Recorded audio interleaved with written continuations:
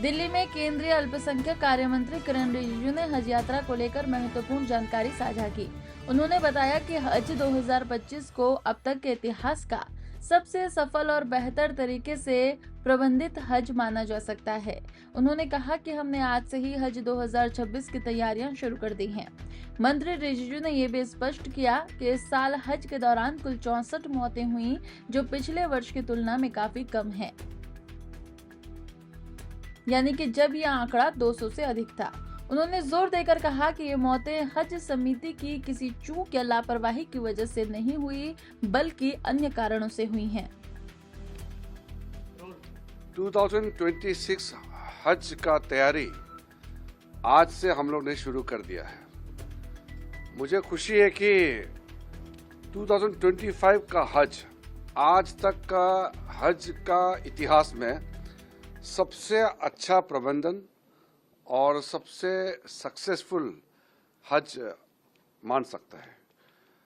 पिछले साल और उससे पहले हज के दौरान काफ़ी घटनाएं होती थी, क्योंकि इतने लाखों की संख्या में लोग जाते हैं और जब इतने लोग जाते हैं तो उसमें कई लोगों का मौतें भी होती हैं।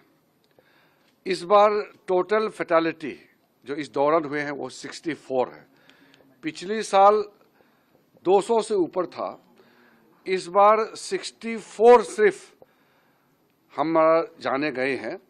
तो वो कई कारण से है, हज का कमेटी का व्यवस्था या किसी कमी से हुआ ऐसा नहीं है। वो जिसका समय आता है या कभी कोई अलग से तकलीफें होते हैं तो जान जा सकते हैं।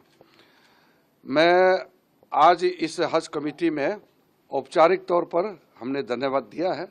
हमारे मिनिस्ट्री ऑफ माइनॉरिटी अफेयर्स के जितने ऑफिसर्स हैं बहुत अच्छा काम किए हैं।